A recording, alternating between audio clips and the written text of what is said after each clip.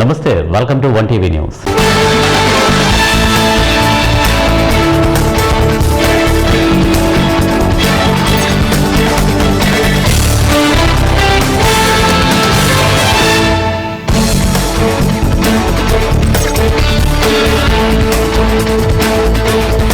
కృష్ణా జిల్లా మోపిదేవి మండలం బొబ్బర్లంక గ్రామంలో దారుణం చోటు చేసుకుంది. కోనేరు మాధవికి చెందిన పొలం దగ్గర ఉన్న షెడ్డుకు నిప్పంటించి సుమారు 1500 ఎదురు వాసాలు ప్రత్యర్థులు దగ్ధం చేశారు.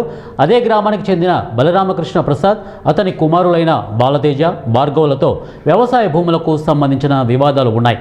గత శనివారం బాధితురాలు కోనేరు రామకృష్ణారావు మాధవిని చంపేస్తానని బలరామకృష్ణ, అతని కుమారులు బెదిరించారు.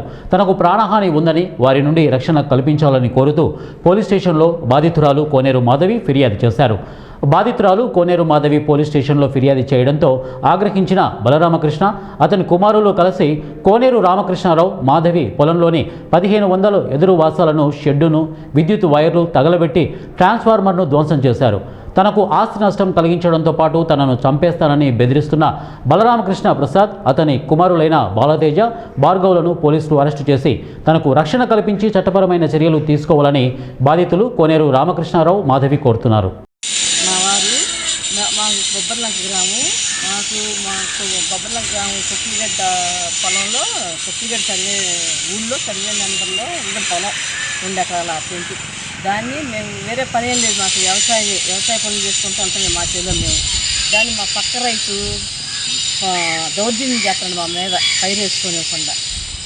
మా వారిని చంపేస్తాను, పొడిచేస్తాను, బొల్లోజేస్తాను, తొక్కేస్తాను అట్ట అని తన 2 కొడుకులు, ఈ రామకృష్ణ అన్నయ్య తండ్రి, బాల తేజ పెద్ద కొడుకు, బాల భార్గవ్ 2వ కొడుకు, వీళ్ళు అసలు విపరీతమైన టార్చర్ చేసేస్తున్నారు. మాకు భయం వేస్తుంది, వీళ్ళు ఎట్టాగా ఏం చేస్తారా అని భయం వేసి నేను పోలీస్ స్టేషన్లో మన శనివారం నాడంటే 22వ తారీఖు శనివారం నాడు కంప్లైంట్ ఇచ్చా.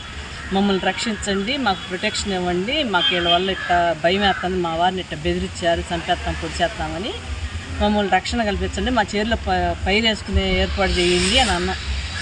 దానికి అది మనసులో పెట్టుకుని వీళ్ళు రాత్రి మా చేలో షెడ్ ఉంటుంది, షెడ్కి వాసాలు, షెడ్లోన మోటార్ సామాను, ఇంకా వ్యవసాయ పనిముట్లు అవి ఉంటాయి, ఇవన్నీ కలిపి తగలేసేసారు రాత్రి. మొత్తం ఒక్క వస్తువు లేదు అక్కడ.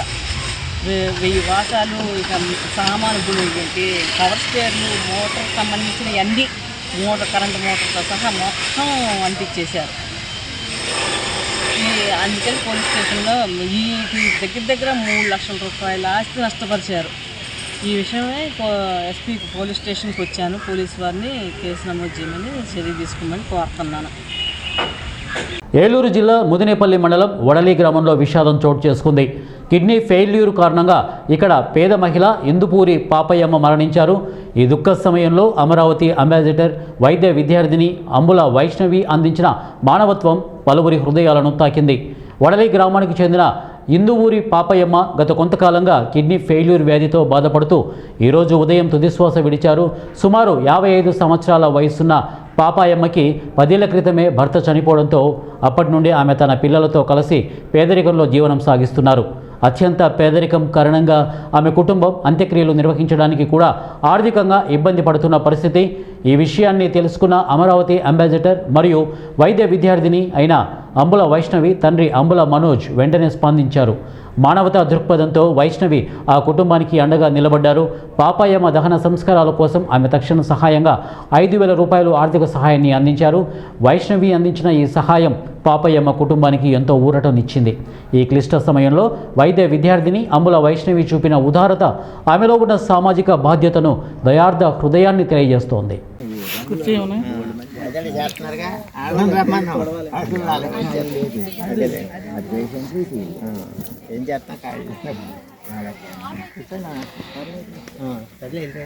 అంటే నాగరాజు వస్తాను ఇలాగ పొద్దున్న కూర్చోండి ఒక నిమిషం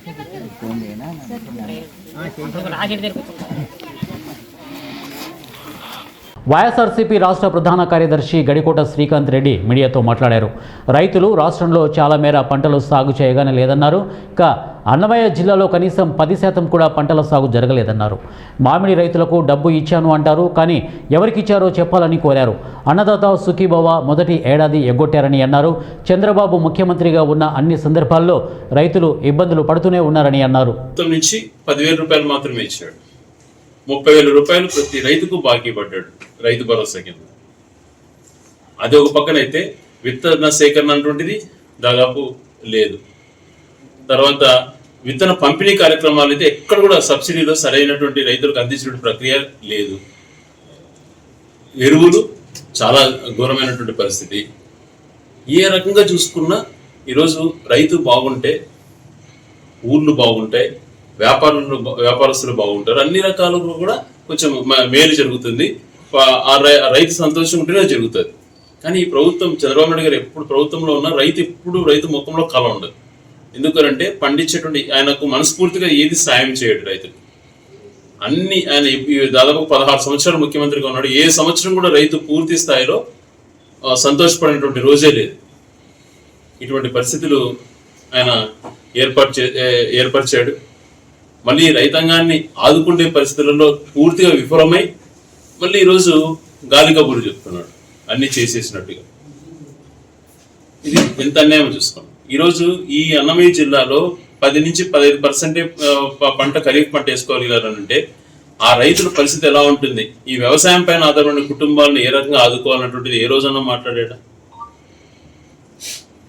మరి కరువు మండలం ప్రకటించారు. ఆ మండలంలో ఇన్పుట్ సబ్సిడీ గురించి ఏమైనా ఆలోచన చేసావా? ఎందుకు నువ్వు ఇంతవరకు 1 ఎకరా కూడా ఇన్పుట్ సబ్సిడీ లేకపోయినావు? రైతులకు గత ప్రభుత్వమే ఇన్సూరెన్స్ పే చేసేది, అది తీసేసావు. ఇప్పుడు తుఫాన్లు 2-3 వచ్చిన తర్వాత ఎక్కడన్నా ₹1 అందించావు రైతులకి? ఏది కూడా చేయకుండా కేవలం గాలి కబుర్ల మాటలు చెప్పుకుంటా పోవడమే ఈయన విధానం అయిపోయింది. అరటి రైతు దుర్భరం అయిపోయాడు. ఈరోజు మా మాజీ ముఖ్యమంత్రి గారు కూడా పులివెందుల అరటి రైతులను కూడా పరిశీలన చేయడానికి తను కూడా రేపు పులివెందులు చేరుకొని ఆ రైతుకు ధైర్యం కల్పించడానికి వెళ్తున్నారు. ఏ పంటకు కూడా మేము రైతుల గురించి అనేక సార్లు పోరాటాలు చేస్తే దాన్ని హేళన చేసి మాట్లాడడం, దాన్ని చులకనగా మాట్లాడడం. ఎందుకు ఆందోళన చెందుతున్నారు? రైతు కోసం ఎందుకు వీళ్ళు మాట్లాడుతున్నారు? రైతులు ఏమి ఇబ్బందులు పడుతున్నారు? పంట పెట్టుకుని రైతు పరిస్థితి ఏంది? పంట పెట్టుకుని నష్టమైనటువంటి రైతు పరిస్థితి ఏంటి అన్నది ఏ రోజు ఒక చిన్న ఆలోచన కూడా రాకపోవడం చాలా దురదృష్టకరం. ఈయన వ్యవసాయం గురించి మాట్లాడడం, రైతుల గురించి మాట్లాడుతుంటే చాలా నవ్వు వస్తుంది అన్నమాట. ఏ రకంగా కూడా రైతును ఆదుకోలేక టోటల్గా విఫలం చెందాడు. అలాగే చాలా విషయాలు కూడా ప్రభుత్వం గమనించుకోవాలి. ఈరోజు రాయచోటి టౌన్లో చాలా పరిస్థితులు జరుగుతున్నాయి. మరి అధికారులు కానీ, ప్రజాప్రతినిధులు కానీ, మీడియా కానీ అందరికీ కూడా బాధ్యత ఉంటుంది వీటిపైన. ఎక్కడ ఖాళీ స్థలాలు ఉంటే అక్కడ దౌర్జన్యాలు జరగడం, ఒకరి రికార్డుని తారుమారు చేసి ఇంకొకరి పేరు ఎక్కించిన పరిస్థితులు, న్యాయం గురించి పోతే హేళన చేసి మాట్లాడడం, పోలీసులు పూర్తిగా బాధ్యత లోపించి వ్యవహరిస్తున్నారు. ఇన్ని గమనించుకోవాలి. ఇవి ఊరికే పోవే పాపాలు. భూముల్లో జోలికి వెళ్ళటం, దౌర్జన్యాలు చేయటం అన్నటువంటిది చాలా దుర్మార్గం. 1 కాదు 2 కాదు, అనేక కంప్లైంట్లు వస్తున్నాయి. వీటన్నిటినీ ఎప్పటికెప్పుడు అధికారుల దృష్టికి తీసుకెళ్తున్నా వాళ్ళు నిర్లక్ష్యం చేస్తున్నారు. చాలామంది కూడా ఎంతో బాధపడుతున్నారు. ఉన్న రికార్డ్స్ను తారుమారు చేయడం. అదేందో రాయచోటి ఒక జిల్లా హెడ్ క్వార్టర్స్, ఇక్కడ ఒక ఇన్ఛార్జ్ మనిషిని ఎంఆర్ఓ, ఇన్ఛార్జ్ ఎంఆర్ఓ, ఆ క్యాడర్ లేనటువంటి వ్యక్తిని, డిప్యూటీ ఎంఆర్ఓనో ఆ క్యాడర్ ఉన్న వ్యక్తిని జిల్లా హెడ్ క్వార్టర్స్లో ఎంఆర్ఓగా పెట్టి ఆయన ప్రజలకు ఇచ్చేటువంటి సమాధానాలు, ఆయన వ్యవహరిస్తున్నటువంటి తీరు, ఇన్ని ఎందుకు గమనించలేకపోతున్నా నాకు అర్థం కావడం. గవర్నమెంట్ భూములను ఒక పక్క ఇదవుతా అంటే, మిలిటరీ పట్టాల రూపంలో ఇంకొక రకంగా జరిగిపోతా అంటే, ఎక్కడ చూసినా ఇదేనా? మహిళలు భూముల దగ్గరికి వెళ్ళి వాళ్ళ ప్రాణాలకు తెగించి ఇది తప్పు, మాకు రికార్డ్స్ ఉన్నాయంటే పరిశీలన చేసేవాడు లేడు. ఎన్ని రోజులు ఈ పరిస్థితి? ఇలాంటి జరిగినప్పుడు బాధ్యతగా వ్యవహరించారు. రాజకీయాలలో పదవులు ఎవరికి శాశ్వతాలు కాదు.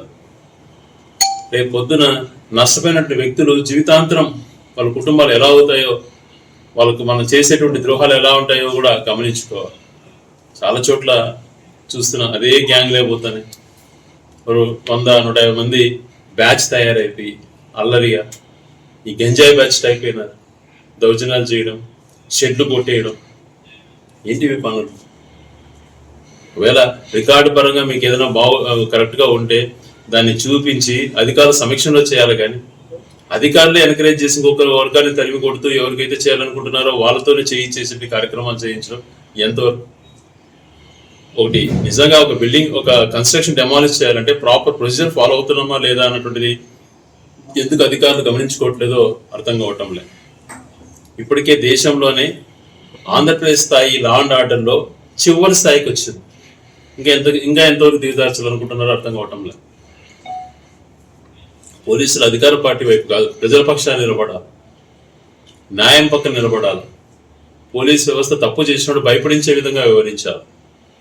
ఆ పరిస్థితులు దాదాపుగా లేవనిపిస్తోంది. ఎందుకు ఇవి వస్తున్నాయి? ఇవన్నీ రివ్యూ చేసుకోవాలి, పై అధికారులు ఆలోచన చేసుకోవాలి. ఒక గవర్నమెంట్ భూములు దగ్గర నుంచి ప్రైవేట్ ఆస్తుల దగ్గర నుంచి దేనికి భద్రత లేనప్పుడు ఈ పరిస్థితి ఇలాగే కొనసాగితే చాలా తీవ్రమైనటువంటి పరిణామాలు వస్తాయి.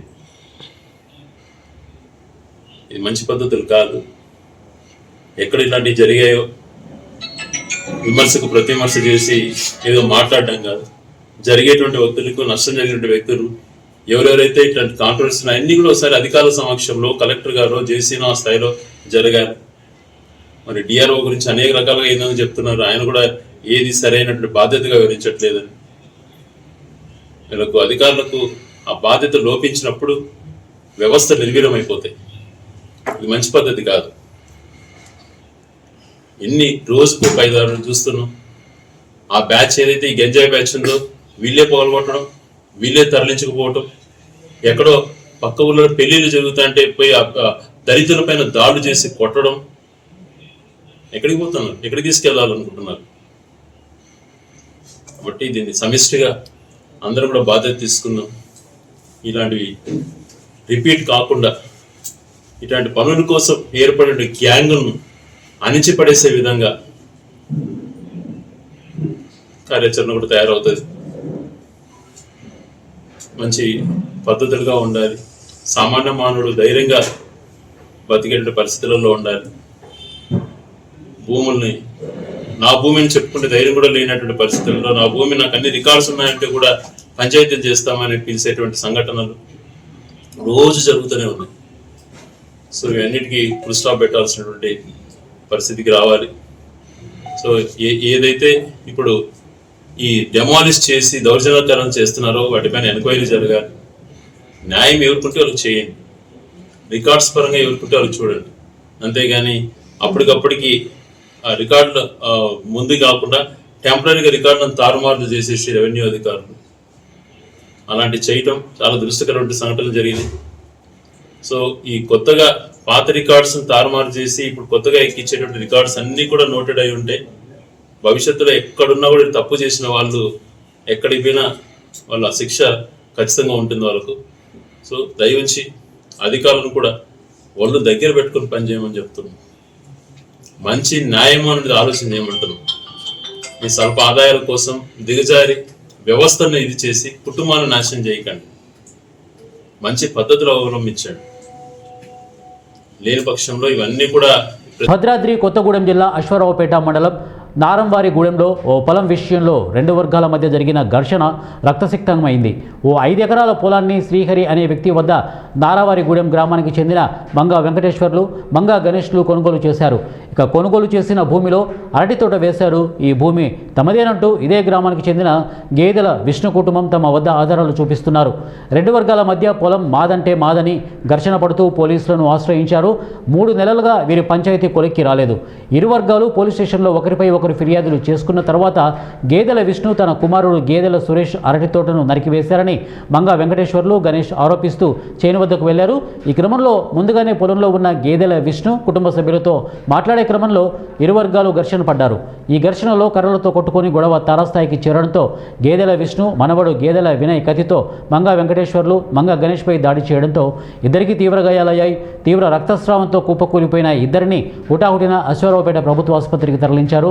ప్రాథమిక చికిత్స అనంతరం పరిస్థితి విషమంగా ఉండడంతో ఇద్దరిని ఖమ్మం తరలిస్తున్నారు. ఈ ఘటనపై సమాచారం అందుకున్న పోలీసులు దర్యాప్తు చేపట్టారు. నరకొద్దు పోలీసు వాళ్ళు ఏం చెప్తారు, ఎంఆర్ఓ గారు ఏం చెప్తారు చూసి అప్పుడు మనం ఎవరిదైతే వాళ్ళు తీసుకుందాము. అప్పుడు గొడవ అయితే అప్పుడు దాకా ఆఫ్ చేయండి అంటే వాళ్ళ గేదెలు వినయ్, గేదెలు సురేష్, గేదెలు విష్ణు వాళ్ళ ముగ్గురు మాట్లాడుతుంటే మామూలుగా మేము గేట్ ఇటు పక్క నుండి మాట్లాడుతున్నాం, వాళ్ళు అటు పక్క నుండి మాట్లాడుతున్నారండి.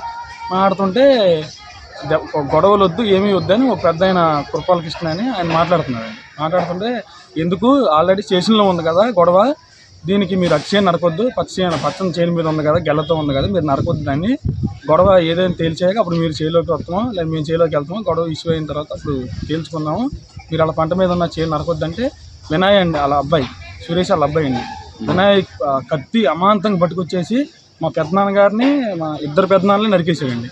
నా మీదకి మా గోయించిన అందరిని నరికేస్తుంటే వాళ్ళ కృపాకృష్ణ ఇలా ఉన్న వాళ్ళు అందరూ ఆ కత్తి నొక్కు పట్టారండి. అలాగే లేకపోతే అందరిని నరికేస్తా అని ఇద్దరు నరికేసి మూడో వాళ్ళ మీదకి వస్తుంటే ఆ కత్తి పట్టుకొని అలా నొక్కామండి. ఉన్న వాళ్ళందరూ మమ్మల్ని కొట్టారండి. మా చిన్నాన్నే వచ్చిన పెద్దవాళ్ళని ఊరి పెద్దవాళ్ళు అందరూ వచ్చారండి. వాళ్ళందరి మీదకి కత్తి పట్టుకొని నరికేస్తుంటే వీళ్ళిద్దరికి బాగోలేదని గబగా ఇద్దరు కింద పడిపోయి ఉంటే వీళ్ళు బళ్ళు ఎక్కించుకొని హాస్పిటల్ కాడ తీసుకొచ్చామండి. నిజామాబాద్ జిల్లా చందూరు మండల కేంద్రం మైనార్టీ గురుకుల పాఠశాలలో విషాదం చోటు చేసుకుంది.